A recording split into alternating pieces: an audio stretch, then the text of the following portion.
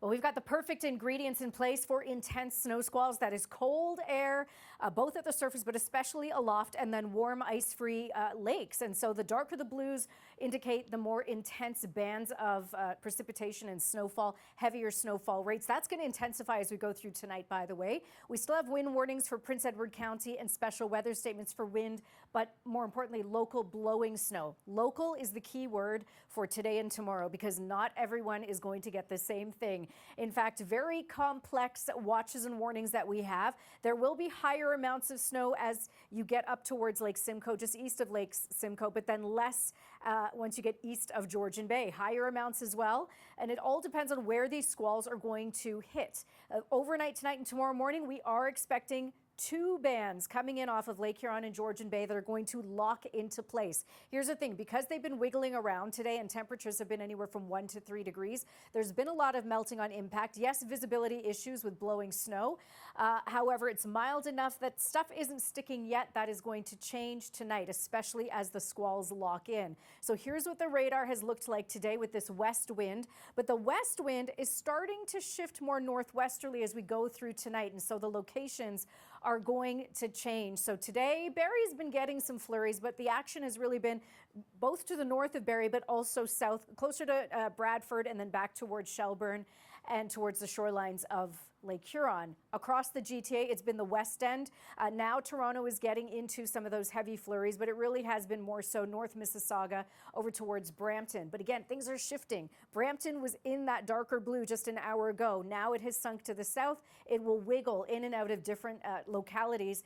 The drive home is not going to be great, though. So around 4 p.m., we're starting to see some of these bands edge down. This will impact travel along the QEW for that drive home.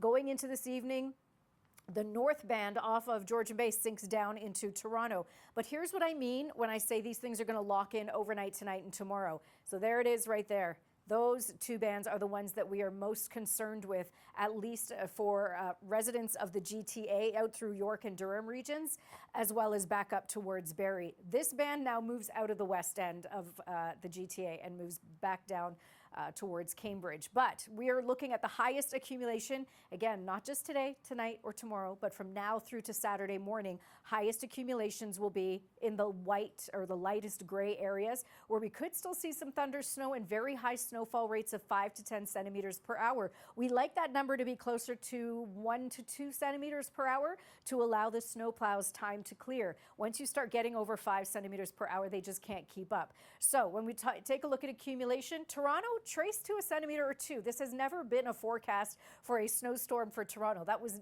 never going to happen. We know these are the traditional snow belts, but even out to Oshawa, a good 5 to 15 centimeters. I would put Whitby in that as well. Hamilton, Burlington, 5 to 15 centimeters. And again, most of this stuff is coming tonight and tomorrow through the day.